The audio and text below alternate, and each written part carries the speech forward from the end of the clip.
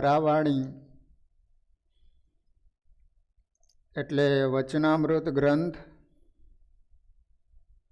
ગઢડા પ્રથમ પ્રકરણનું 35મું વચનામૃત. સરસ મજાનો મહારાજનો પ્રશ્ન હતો કે કોઈક પુરુષ છે એમાં થોડી બુદ્ધિ છે તો પણ પોતાના કલ્યાણને અર્થે જતન કરે છે, અને બીજો પુરુષ છે એમાં બુદ્ધિ તો ઘણી છે, મોટા મોટામાં ખોટ કાઢે એવો છે, તો પણ એ કલ્યાણને માર્ગે ચાલતો નથી. એનું કારણ શું છે? મહારાજે કહ્યું કે એની બુદ્ધિ દૂષિત છે. દૂષિત એટલા માટે થઈ છે કે એને ભગવાન અથવા મોટા સંતનો અવગુણ લીધો છે. એ અવગુણ રૂપ દોષ એની બુદ્ધિમાં આવ્યો છે ને, એને કારણે ઝાઝી બુદ્ધિ હોવા છતાંય પણ એ કલ્યાણને માર્ગે ચાલતો નથી. જેની બુદ્ધિ દૂષિત થઈ ગઈ છે એનામાં થોડી બુદ્ધિ હોય તોય ભલે અને વધારે બુદ્ધિ હોય તોય ભલે, એ કલ્યાણને માર્ગે ચાલી શકતો નથી.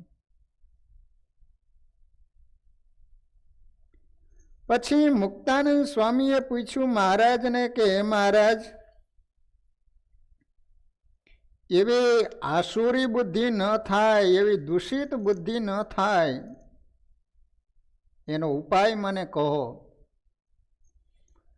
મહારાજે મુક્તાનંદ સ્વામીને કહ્યું કે સ્વામી, ભગવાન અને સંતની સાથે આ 4 વાના ન રાખે તો એની કોઈ કાળે આસુરી બુદ્ધિ થતી નથી. તો મહારાજે 4 વાના બતાવ્યા. એક ક્રોધ, બીજું માન, ત્રીજું ઈર્ષા, ચોથું કપટ.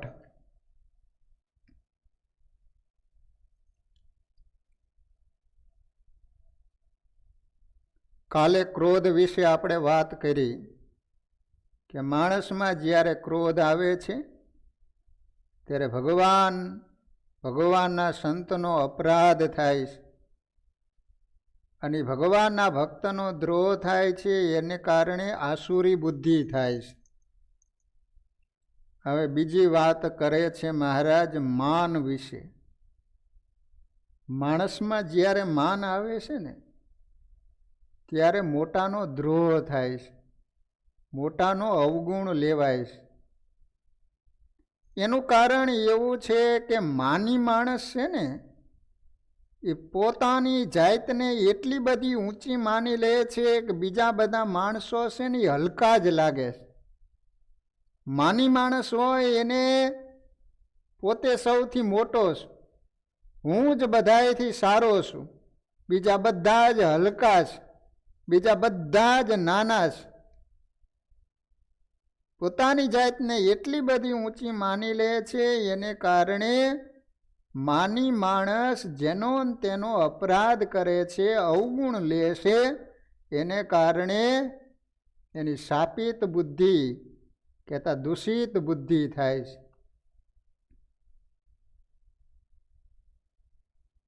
એક ભાઈ અને એની પત્ની પ્લેનમાં બેઠા, તે એની પત્ની એના પતિને ઠૂંહો માર્યો.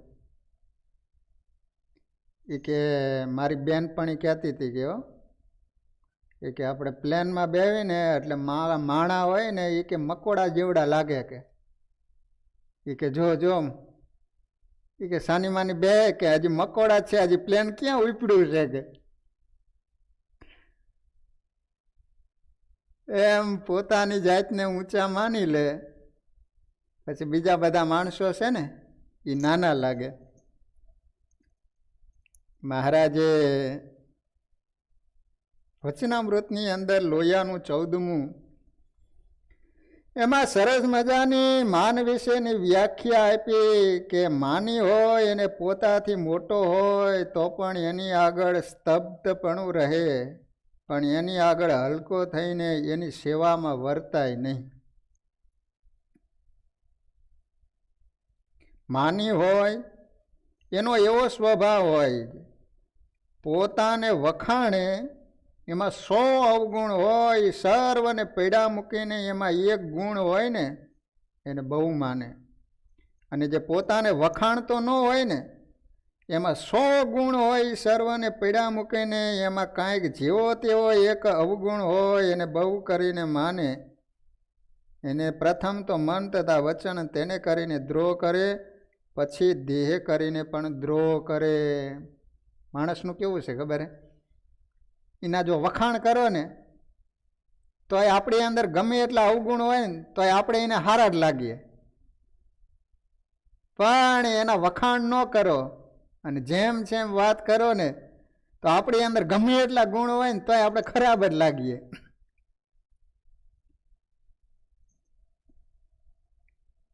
ભગવાનનો ભક્ત હોય તોય પણ માનરૂપી હાડકાને મૂકી શકતો નથી. ભગવાનનો ભગત હોય ને તોય માન એટલું બધું ખતરનાક છે કે ગમે એવો હોય ને તો ખૂણે ખાંચરે ઓછા વધુ અંશે માન હોય ને હોય. સર્વેથી તો માનનો સ્વાદ મૂકી શકાતો નથી. અને મહારાજે પ્રથમ પ્રકરણના 56માં વચનામૃતની અંદર બહુ સરસ મજાની વાત કરી કે જ્ઞાન ભક્તિ અને વૈરાગ્ય એના માનમાં અટંટ રહે તો એ મોટો તો કહેવાય, પણ જેવું અડધા કોષનું કે પા કોષનું પાણી થયું એવો મોટો થાય, પણ મોટા ગુણ એમાં આવે નહીં. એનામાં ધર્મ, જ્ઞાન, વૈરાગ્ય, ભક્તિ હોય ને એને કારણે એમાં અટંટ રહે. અટંટ એટલે કોઈની આગળ નમે નહીં. તો મહારાજ કહે છે કે માની લેવાનું કે એનામાં મોટા ગુણ આવશે નહીં. માન સહિત જ્ઞાન વૈરાગ્ય ઉપરથી તો એને ઘણો શોભાડે, પણ એના અંતરમાં એનું ઝાઝું બળ હોય નહીં. ક્રોધ, માન, ઈર્ષા એ 3 અંગ જેમાં હોય એ ઉપર બહુ અભાવ રહે છે. એ તો સત્સંગમાંથી જરૂર પાછા પડી જતા દેખાય છે, માટે એ 3 ઉપર બહુ ખેદ રહે છે.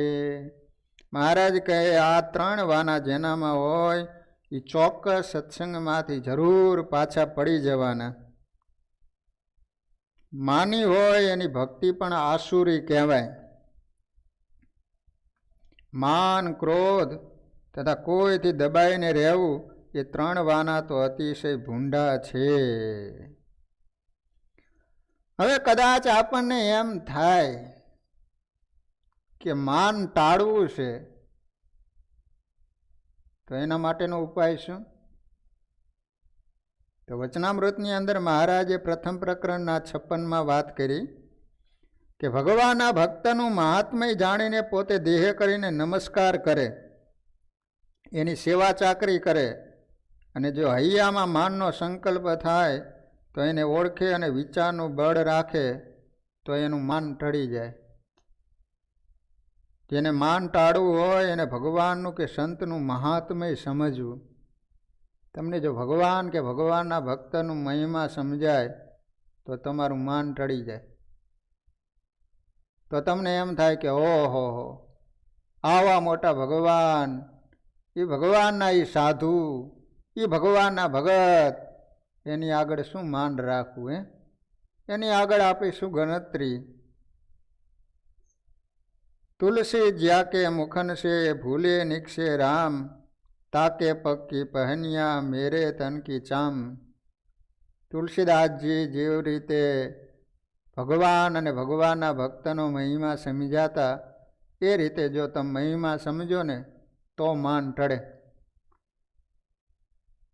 હવે સભામાં જઈએ અને કદાચ આપણને બોલાવે કે ન બોલાવે, આગળ બેસવા મળે કે ન મળે, હાર પહેરાવે કે ન પહેરાવે, નામ આપણું લે કે ન લે,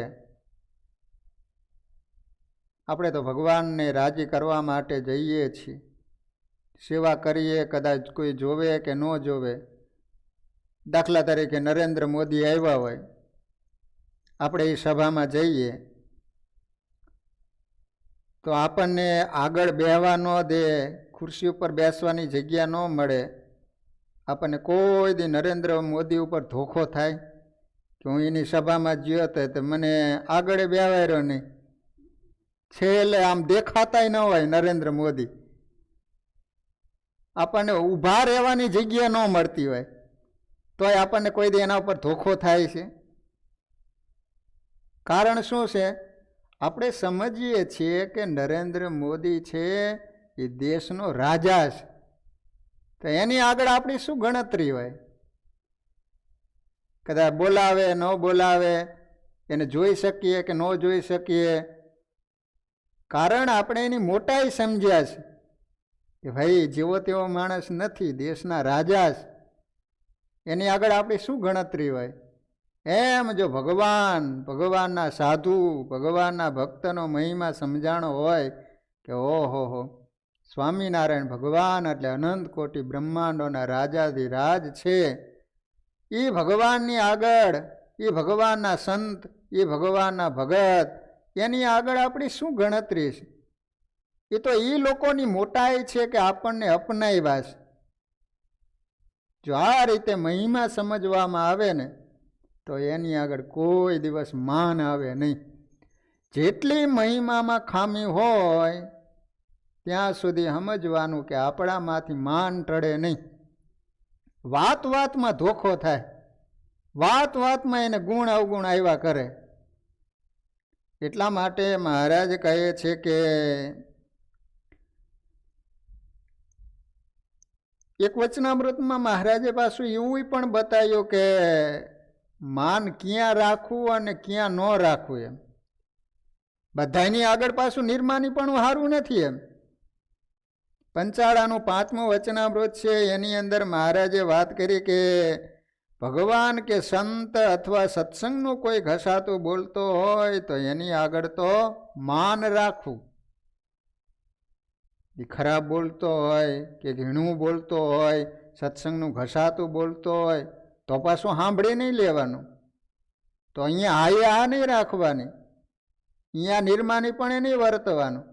મહારાજ કે એના વેણ ઉપર વેણ લાવું, અહીંયા પાજી પલાવની છાયામાં દબાવવું નહીં ભગવાનના ભક્તોને. જેને સત્સંગ થકી કાંઈક પાછો પગ પડી ગયો હોય એની આગળ તો માન રાખવું. જે સત્સંગનો દ્રોહી હોય, ભગવાનનું અને મોટા સંતનું ઘસાતું બોલતો હોય એની આગળ તો માન રાખવું એ જ સારું છે. પંચાળાનું 5મું વચન. જેને કલ્યાણને ઈચ્છવું એને કોઈ પણ પ્રકારનું માન રાખવું નહીં. માનને તજીને જે ભગવાનને ભજે છે એને તો સર્વે હરિભગતમાં અતિશય મોટો જાણવો. આ રીતે સ્વામિનારાયણ ભગવાને અનેક વચનામૃતની અંદર માન વિશેની વાત કરી છે. ગુણાતીતાનંદ સ્વામીએ તો એવું લખ્યું કે માન મોટાઈનું સુખ એ તો લોહી જેવું છે. માન અપમાનમાં પોતાને અક્ષર માનવું, જે આપણાથી કોઈ મોટો નથી, માટે કેની પાસે માન અપમાન માનવું. શાંતને વિશે કામ ને અભિમાન રહે છે અને આંકડાને વિશે માન રહે છે. ભગવાન મળ્યા પછી હઠ માન ને ઈર્ષા ન રાખવી. ગુણાતીતાનંદ સ્વામી કહે છે કે સત્સંગમાં આવ્યા પછી આ 3 વાનાનો કાયમને માટે ત્યાગ કરી દેવો. એક તો હઠ, હઠીલો હોય ને અમુકનું, એ પૈકડું મૂકે જ નહીં. સિંધરી હોય ને એને હળગાવી દો ને તો એ વળ જાય નહીં, વળ તો એમણીમાં જ રહે, હળગી જાય ને તોય. એમાં અમુક માણા હે ને પકડી લીધું પછી મૂકે જ નહીં. એટલે એક તો હઠ, બીજું માન, સત્સંગમાં આવ્યા પછી માન નહીં રાખવાનું. ત્રીજું ઈર્ષા, કોઈને ઈર્ષા નહીં કરવાની. તુલસીદાસજીએ રામાયણની અંદર બહુ સરસ મજાનું લખ્યું છે. તે શિર કટુ તુંબરી સમતુલા ચેન નમત હરિગુરુ પદમૂલા. તુલસીદાસજી કહે છે કે આ ભગવાને માથું આપ્યું છે ને, માથું એ ભગવાન કે ભગવાનના સંતને કોઈ દિવસ નમતું નથી ને, તો એ શિર માથું એ માથું નથી પણ તુંબડું છે, તુંબડું. મોહનું મૂળ અભિમાન છે, નહીં કોઈ અસ જન્મા જગ માહી, પ્રભુતા પાહી જાય મદ નાહી. માટે જે ઊંચો ચાલશે તે નીચો થશે, અને જે નીચો ચાલશે ને એ જ ઊંચો થશે. ભગવાન અભિમાનીનું ઘર નાશ કરે છે. ભગવાનનો આહાર શું છે ખબર છે? ભગવાન શું જમે છે? દાળ ભાત જમે, રોટલી જમે, શાક જમે, લાડવા જમે. ભગવાન જમે છે શું? માણાનું અભિમાન જમે. અભિમાન આવ્યું નથી, માર્યો નથી. ભગવાનનો ખોરાક છે ને એ અભિમાન છે.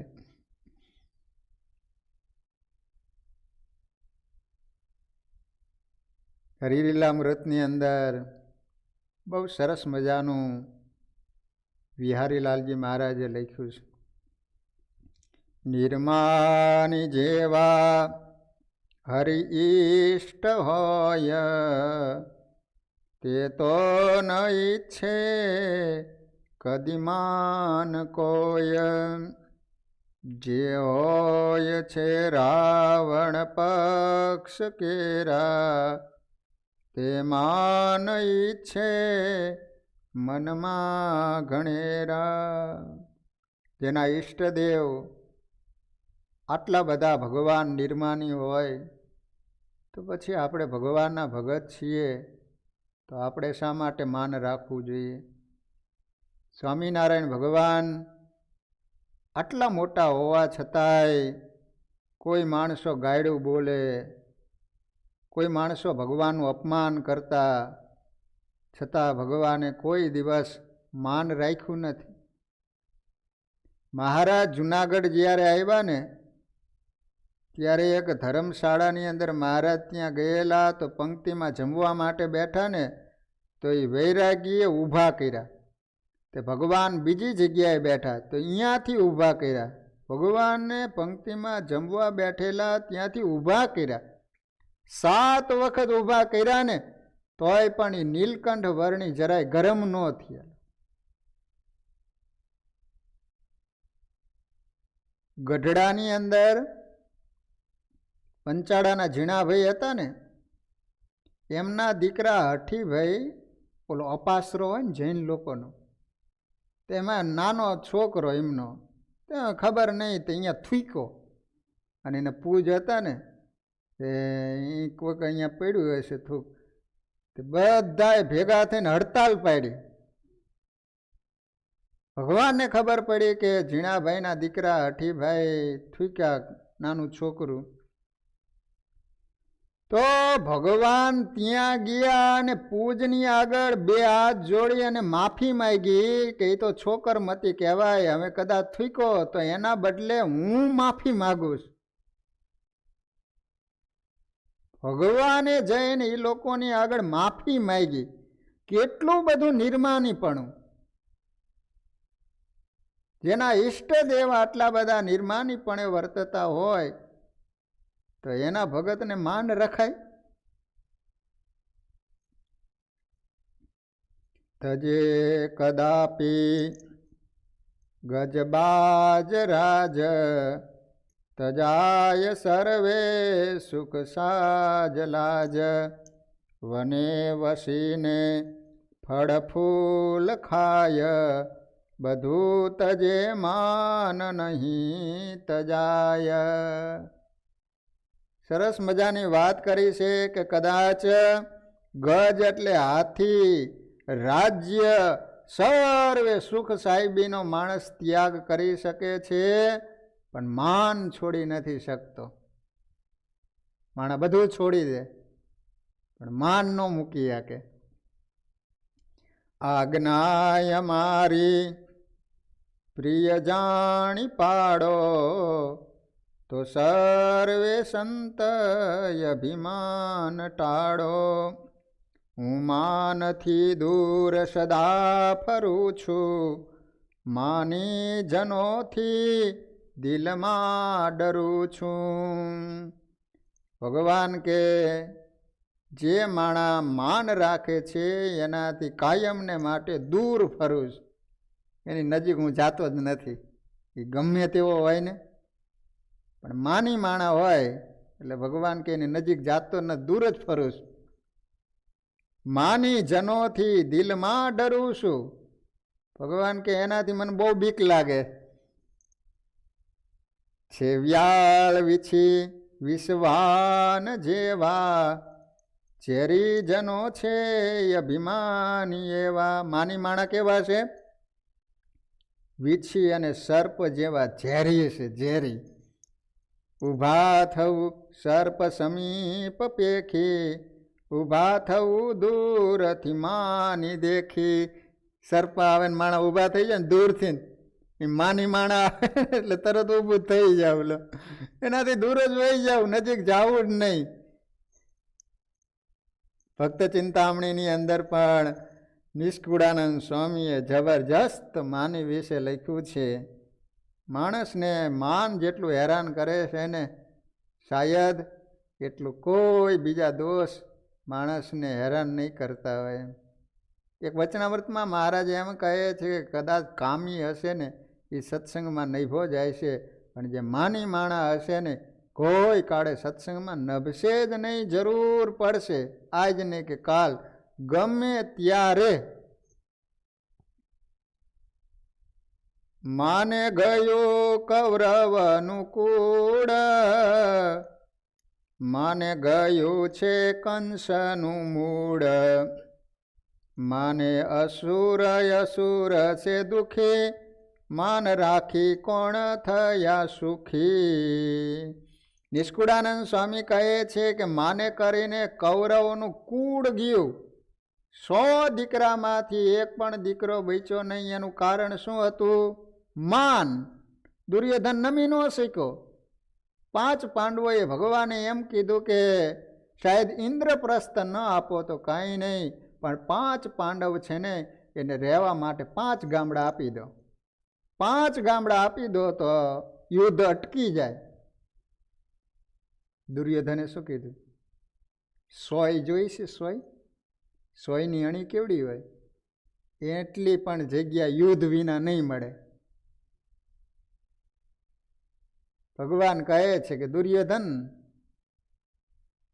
યુદ્ધમાં જ્યારે અર્જુન ગાંડો થાય છે ને હાથમાં જ્યારે બાણ લે છે ને, યાદ રાખજે કે તારા 100 ભાઈઓ છે ને એમાંથી એક પણ જીવતો નહીં રહે.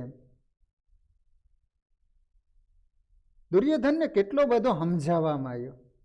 ભીષ્મ દાદા સમજાવે, દ્રોણાચાર્ય સમજાવે, વિદુરજી સમજાવે, ખુદ ભગવાન સમજાવે. માની માણા એવો હોય, એ ગમે મોટા સંત સમજાવે ને તોય ન સમજે.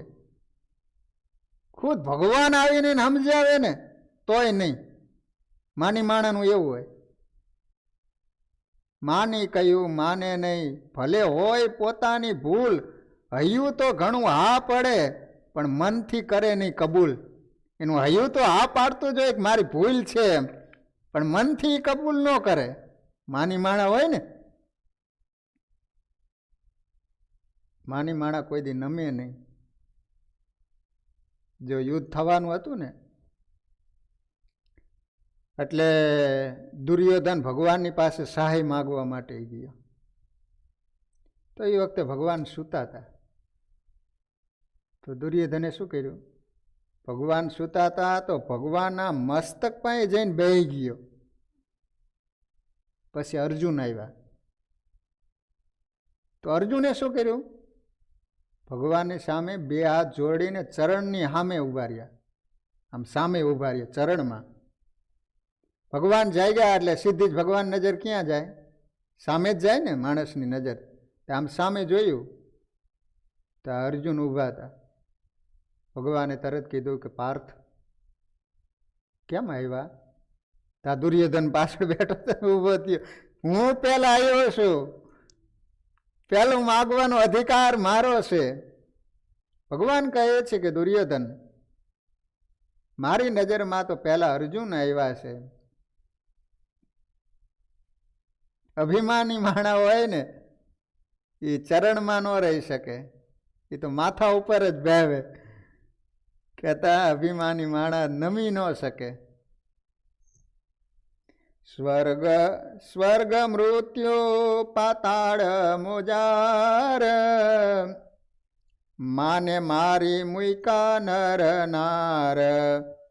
કામ ક્રોધ લોભ કેદી જાય, પણ માન તે તો ન મુકાય. સ્વામી કહે છે કે સ્વર્ગ મૃત્યુ પાતાળ બધાની અંદર નજર કરીને તો કદાચ કામ ક્રોધ લોભ બધાયમાંથી જતા જોયા છે, પણ માન છે ને માન કોઈ મૂકી શકતા નથી. નથી બીજા કોયનો તે વાંક, માને રોયડા છે રાજા ને રાંક. એવા નર નજરે ન આવે, જેના મન ને માન ન ભાવે. સ્વામી કે મારી નજરમાં કોઈ માણા એવો નથી આવતો. મેં સર્વત્ર નજર કરીને તો માન જેને ન ભાવતું હોય એવો કોઈ મારા નજરમાં નથી આવતો. એમ આ માને તો ભાઈ રાજા હોય તોય ભલે, રંક હોય તોય ભલે, બધા એને રોડી નાખ્યા છે, માને મરાવી નાખ્યા છે.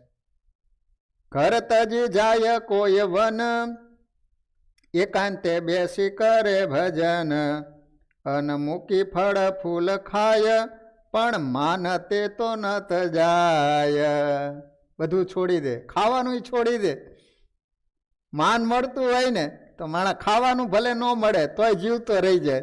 કનક તૈજો કામિની તૈજો ધાતુ કો સંગ, તુલસી લઘુ ભોજન કરી જીવે માન કે રંગ. માણાને માન મળતું હોય ને તો ખાવાનું ન મળે ને તોય પણ માણા જીવતો રહી જાય. કોઈ જ્ઞાની થઈ કરે જ્ઞાન, કોઈ ધ્યાની થઈ ધરે ધ્યાન. કોઈ ભક્ત થઈ ગુણ ગાય, પણ માન તે તો ન જાય. સ્વામી કહે ઘણા જ્ઞાની થઈને ફરે છે, કોઈ ધ્યાની થઈને ધ્યાન કરે છે, કોઈ ભગત થઈને ભગવાનના ગુણ ગાય છે, છતાંય પણ માન છોડી શકતા નથી, માન તજી શકતા નથી. કવિ કોવિદ પંડિત પીર, યોગી અતિ સતી સુરવીર. માન ગયે મરવાને ચાય, પણ માન તે તો ન તજાય. કવિ હોય તો ભલે, પંડિત હોય તો ભલે, વિદ્વાન હોય તો ભલે, યોગી હોય તો ભલે, સતી હોય તો ભલે, યતિ હોય તો ભલે, સુરવીર હોય તો ભલે, માન જતું રહે ને તો માણસ મરવા માટે તૈયાર થઈ જાય, પણ માન છોડી શકાતું નથી. સર્વે મરે છે માન ના માયરા, માન આગળ કંઈક હાયરા. એવા માનને મેલી મહાંત, ભાવે ભજે છે શ્રી ભગવંત. નિષ્કુળાનંદ સ્વામીએ આ રીતે ભક્ત ચિંતામણીમાં માની માણા વિશે લખ્યું છે. સ્વામીએ નિષ્કુળાનંદ કાવ્ય વચન વિધિની અંદર એમ કહે છે કે માન મૂકે માન વધે, માન રાખે ઘટી જાય માન. એમ સમજી સંત સાણા માન મૂકવા છે અતિ તાન. માની કેનું માને નહીં, મર હોય વાલમના વેણ. આપ ડાપણમાં દેખે નહીં, રહી અંધ ધંધ દિન રેણ. કામી ક્રોધી લોભીને લજ્જા કેદી આવી જાય ઉરવાય. નિષ્કુળાનંદ માનીને મને લાજ શરમ નહીં કાંઈ. જો કામી માણા હોય, ક્રોધી માણા હોય, લોભી માણા હોય, એને ક્યારેક લજ્જા આવે, એને ક્યારેક શરમ થાય, પણ માની માણા હોય ને એને તો કોઈ દી શરમ જ ન થાય. બોલો,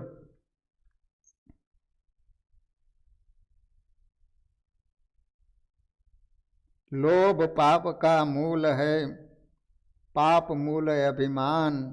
तुलसी दया छोड़िए जब लग રહત ઘટ પ્રાણ. પાપ માત્રનું મૂળ કારણ હોય ને તો અભિમાન છે, માન છે. લેને કો સતનામ હે, દેને કો અન્નદાન, તરને કો હે દીનતા, ડૂબન કો અભિમાન.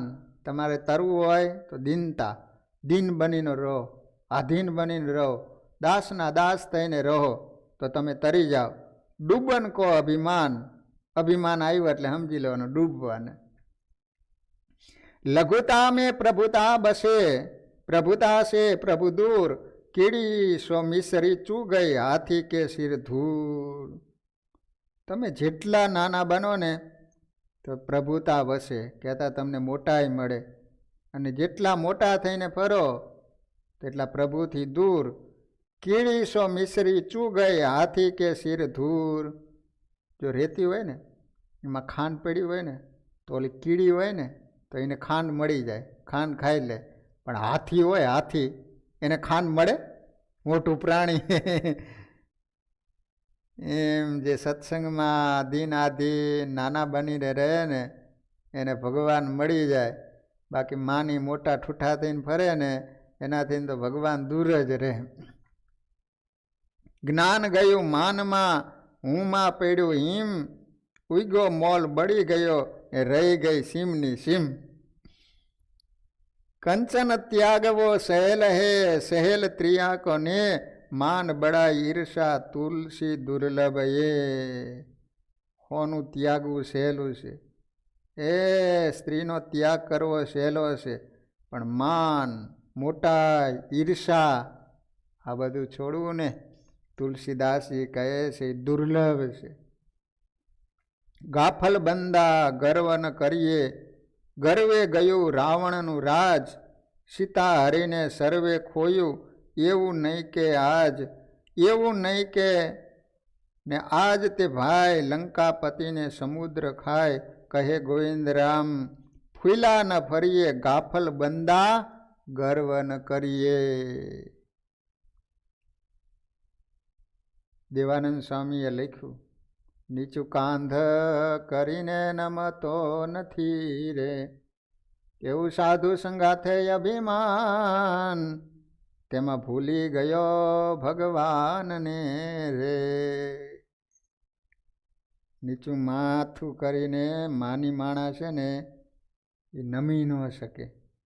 બ્રહ્માનંદ સ્વામી કહે છે કે જેમ ઉંદરડે દારૂ પીધો મસ્તા ન થઈ ડોલેજી, મગરૂરીમાં અંગ મરોડે જેમ તેમ મુખથી બોલેજી, મનમાં જાણે મૂજ સરીખો, રસ્યો નહીં કોઈ રાગેજી, બહાર તાકી રહી બિલાડી, લેતા વાર ન લાગેજી. માની માણા હોય ને આ રીતે ફૂલાતો ફરતો હોય છે. એટલા માટે મુક્તાનંદ સ્વામી એમના બહેનને એક પદ લખીને આપ્યું. એની અંદર સ્વામીએ લખીને આપ્યું કે બેન, મોહનને ગમવાને ઈચ્છો માનીની, ત્યાગો સર્વે જૂઠી મનની ટેકજો, મોહન વરને માન સંગાથે વેરજો, સાધન સર્વે માન બગાડે પડ વિશે, જેમ ભળ્યું પૈ સાકર માઈ ઝેરજો. આ રીતે માન છે કે સત્સંગમાં ખરેખર આપણને શોભવા દેતું નથી. માટે આ વચનામૃતની અંદર મહારાજ કહે છે કે ભગવાનના ભક્તોએ માનનો ત્યાગ કરવો. જો માન હશે તો એને કારણે ભગવાન કે ભગવાનના સંત એનો ચોક્કસ દ્રોહ થશે, અવગુણ લેવાય છે. અને અવગુણ લેવાય છે એને કારણે એની બુદ્ધિ દૂષિત થશે. અને દૂષિત બુદ્ધિ થઈ પછી કોઈ દિવસ સત્સંગને માર્ગે ચાલી શકે નહીં, કલ્યાણને માર્ગે ચાલી શકે નહીં.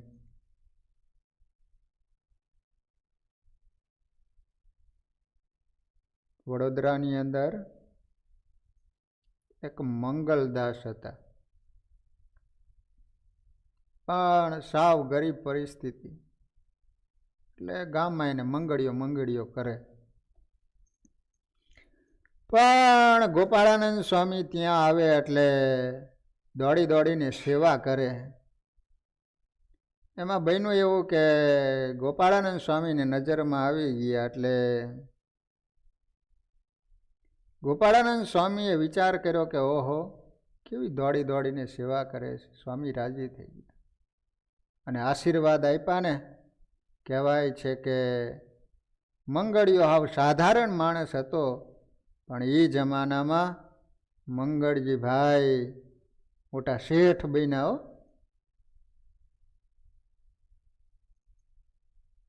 એમાં બન્યું એવું કે થોડોક સમય ગયા બાદ ગોપાળાનંદ સ્વામી ફરીને આવ્યા. પણ આ તો મોટું માણા થઈ ગયેલું. મંદિરે આવે તો હારે માણસો આવે, મંગળજીભાઈ કરે, શેઠ બધાય કરે. તો પણ ગોપાળાનંદ સ્વામીને પગે લાગવા માટે ગયા એટલે તરત જ સ્વામીએ કીધું કે આવો મંગળ આવો. કારણ કે પેલું વાલું નામ હતું ને, મંગળ કરતા હતા. એટલે સ્વામીને તો શું, એને તો ગમે તેવો મોટા હોય તો એની નજરમાં તો બધા હરખા જ હોય. તો આવો મંગળજી આવો. અને આ મંગળ કીધું ને તો આનો ચહેરો બદલાઈ ગયો. એરંડિયું પીધું હોય ને એવું મોઢું થઈ ગયું. હું આવડો મોટો, આટલા બધા માણસોની વચ્ચે મને મંગળ કે? પણ સ્વામીની પાસે કાંઈ બોલ્યો નહીં. નાના સંતો આમ બેઠેલા ને ત્યાં જઈને ઓલાને કહે છે કે જો સ્વામી ભલે મોટા કહેવાતા હોય, પણ વિવેકનો છાંટો છે નહીં હો. આટલા બધા માણસો મારી સાથે રહેતા હોય અને આટલા બધા માણસોની વચમાં મને મંગળ કીધું. નાના સંતોએ ગોપાળાનંદ સ્વામીને વાત કરી કે સ્વામી, મંગળજીભાઈને તમે મંગળ કીધું ને એને ખોટું લાગ્યું. ગોપાળાનંદ સ્વામી કે હા સંતો, ખરેખર શેરનું પાત્ર હોય ને એમાં 2 શેર નાખી દે ને છલકાઈ જતું હોય છે ખરેખર. અને સ્વામી થોડાક દુભાણા ને કહેવાય છે કે એને પાછા હતો ને એવો મંગળીયો થઈ ગયો. માણસને થોડીક સત્તા મળે ને, કાંઈક પદ મળે એટલે માણસમાં માન આવે. પછી અભિમાનને કારણે કોઈને નમી શકતો નથી. માટે વાલા ભક્તજનો, ગુણાતીતાનંદ સ્વામી, ગોપાળાનંદ સ્વામી, આ બધાય સંતોએ તો માન વિશે એટલું બધું લખ્યું છે કે આ શાસ્ત્રોનું જો વાંચન કરીએ તો આપણને ખ્યાલ આવે.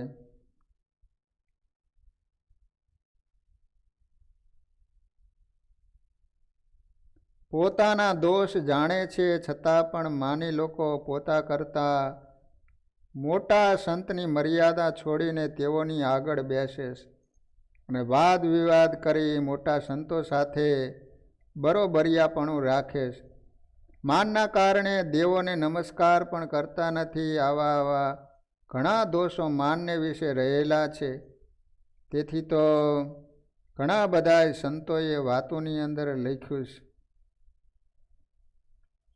ગઢડા મધ્યના 41મા વચનામૃતમાં મહારાજ કહે છે કે જીવનો તો એવો સ્વભાવ છે જેમાં પોતાને માન જડે એમ જ કરવું સારું લાગે, પણ માન વિના એકલી તો ભગવાનની ભક્તિ કરવી પણ સારી લાગે નહીં. જેમ શ્વાન હોય ને, શ્વાન એટલે કૂતરો, તે સૂકા હાડકાને એકાંતે લઈ જઈને કરડે, પછી તેણે કરીને પોતાનું મોઢું છોલાય ને એ હાડકું લોહીવાળું થાય, એને ચાટીને રાજી થાય. પણ મૂર્ખ એમ નથી જાણતો જે મારા જ મોઢાનું લોહી છે એમાં હું સ્વાદ માનું છું. તેમ ભગવાનનો ભગત હોય તોય પણ માનરૂપી હાડકાને મૂકી શકતો નથી. અને જે સાધન કરે છે એ માનને વશ થઈને જ કરે છે, પણ કેવળ ભગવાનની ભક્તિ જાણીને ભગવાનની પ્રસન્નતાને અર્થે કરતો નથી. અને ભગવાનની ભક્તિ કરે છે એમાંય પણ માનનો સ્વાદ આવે ત્યારે કરે, પણ કેવળ ભગવાનની પ્રસન્નતાને અર્થે કરતો નથી. માટે લોહિયાના 16મા વચનામૃતની અંદર મહારાજ કહે છે કે જેને માન હોય ને એને સંતનો અભાવ આવે. કેમ જે માની હોય એનો એવો સ્વભાવ હોય. ગોપાળાનંદ સ્વામીએ બીજા પ્રકરણની 16મી વાતમાં કહ્યું છે, જે માની હોય એને કોઈક વખાણે ત્યારે ફૂલી જાય, અને પોતાના બરોબરિયા જે સાધુ હોય એની કોઈ પૂજા કરે, વસ્ત્રો ઓઢાડે ઇત્યાદિ સન્માન કરે અને પોતાનું ન કરે ત્યારે તે લજામણીના ઝાડની પેઠે કરમાઈ જાય. એનું સન્માન કર્યું, મારું ન કર્યું. અને વ્રત, તપ, ત્યાગ, જ્ઞાન, કથા, વાર્તા, ધ્યાન અને ભક્તિ ઇત્યાદિ જે સાધન કરે એ માન વધે એ વાસ્તે જ કરે, પણ ભગવાનની પ્રસન્નતાને અર્થે ન કરે.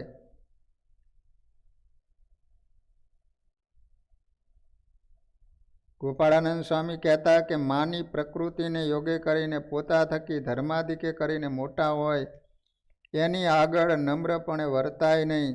એટલા માટે તો એક કવિએ બહુ સરસ મજાને લખ્યું છે કે મદના કર્મન મેં મિથ્યા ધન મેં જોર બદન મેં જોબન મેં સુખના સપન મેં જીવન જન મેં ચપલા ધન મેં છન છન મેં તજ વૈર વતન મેં द्वेष धरन में ना कईन में तरसाना चित चेत सियाना फिर नहीं आना जग में आखिर मर जाना जग में आखिर मर जाना. उपदेशामृत ग्रंथમાં સ્વામીએ કહ્યું છે કે 3 ઠેકાણે માન વધે. એક તો ગુણે કરીને માન વધે, બીજું ક્રિયા કરવાનું, અને ત્રીજું મૂર્ખપણાનું માન. જે અમે જૂના છીએ, બીજા ઘણા ગુણ હોય પણ તેમાં જો માનનો કટકો હોય તો ઈર્ષા રહી જાય છે. માણામાં ગુણ વધારે આવે ને પછી ગુણનું માન આવે કે ઓહો મને તો આટલી વસ્તુ આવડે છે. માની માણાના વખાણ કરવામાં આવે ને તો એ વ્યક્તિ ગજા ઉપર વટ જઈને પણ કાર્ય કરે. તમે વખાણ હોય ને તો તમારીનું ગજવું હોય ને એના કરતાં પણ ઉપર વટ જઈને કામ કરે. બોલો વખાણો. તો એક અત્તર વેચનારો સયાજીરાવ સરકાર પાસે વડોદરામાં ગયો. અત્તર લેવા કહ્યો ત્યારે મહારાજાએ કહ્યું કેટલી કિંમત છે? સયાજીરાવ સરકારે પૂછ્યું અત્તરવાળાને. પહેલાં એ કહ્યું 300 રૂપિયા છે, 300 રૂપિયા. તેથી સયાજીરાવ સરકારે ન લીધું અને કહ્યું તું લલુ બાદર પાસે જા, કારણ કે એ અત્તર લઈ શકે એવા છે. પછી અત્તરવાળો લલુ બાદર પાસે ગયો અને સર્વે વાત કરી. વાત સાંભળીને લલુ બાદર ફૂલાણો અને બોલ્યો, શું વાત કરે છે? ખુદ સયાજીરાવે તને મારી પાસે મોકલો અને હું એક જ તારું અત્તર ખરીદી શકું એમ શું? ત્યારે પહેલાં એ કહ્યું, હા સાહેબ, તમારી પાસે મને મોકલો. આવું સાંભળીને લલુ બાદર બોલ્યો, લાવ તારું અત્તર અને લે 300 રૂપિયા. પછી અત્તરની શીશી લઈને પાણીની ડોલમાં ઢોળી નાખી અને પોતે એનાથી નહીં નાખ્યું. આ રીતે માનને કારણે ફૂલાઈ જઈને તમામ સંપત્તિ ફેલફતુરમાં વાપરી નાખી. તેને કારણે લોકો એને લલુભાઈને બદલે અલુભાઈ કહેવા માંડ્યા. લલુ બાદર મટી ગયા ને અલુભાઈ થઈ ગયા. કારણ કે બધા માણસો એના વખાણ કરે ને તે ફૂલણજીમાં આવીને બધું મંદા ફના કરવા. થોડાક દીમાં બધું થઈ રહ્યું. લલુ બાદર હતા ને એને બદલે અલુ થઈ ગયો. એ ભક્તો, આ પ્રસંગમાંથી એ સમજવાનું કે લોકો આપણા વખાણ કરે એટલે ફૂલાઈ જઈને રૂપિયાનો ઉપયોગ કે ફેલ ફતુરમાં કરવો નહીં. અક્ષરાનંદ સ્વામી એકવાર બોટાદમાં ગયા હતા. તે સમયે અહીંયા ભવૈયા રમવા આવ્યા હતા. ભવૈયા તે એથી ગામના લોકો જોવા ગયા. એમાં એક કોળી પણ જોવા ગયો હતો. પછી ખેલ શરૂ થયો ત્યારે ભવાઈએ પહેલાંના વખાણ બહુ કર્યા ને એથી ફૂલાણો. એટલે એને તો પહેરેલા કપડાં ઉતારીને આપી દીધા. તે પછી ઊભો થઈને દોડતો દોડતો ઘેર આવતો હતો. ત્યારે અક્ષરાનંદ સ્વામી ત્યાં ગયેલા. તે વહેલા 4 વાગે પ્રસાદીની વાવે સ્નાન કરવા જતા હતા ને તેને હામો મળ્યો. તે સમયે રાંગડી શેરીમાં બીક લાગતી હતી એથી સ્વામીએ પૂછ્યું, એલા એ કોણ છે? ત્યારે ઓલો બોલ્યો કે હું તો તીડલો. ત્યારે સ્વામીએ કહ્યું, તારી માએ જણ્યો હોય એવો થઈને કેમ દોડેશ? પેલો કહે, ભવાઈએ મારા ખૂબ વખાણ કર્યા ને એટલે મેં કપડાં ઉતારીને દાનમાં ધરી દીધા. આ પ્રસંગમાંથી એ સમજવાનું, કોઈ વખાણ કરે એટલે કુપાત્રમાં પણ ઘણીવાર દાન આપી દેતો હોય છે, પરંતુ એનાથી ભગવાન રાજી થતા નથી. આ રીતે મહારાજે આ પ્રથમ પ્રકરણનું 35મું વચનામૃત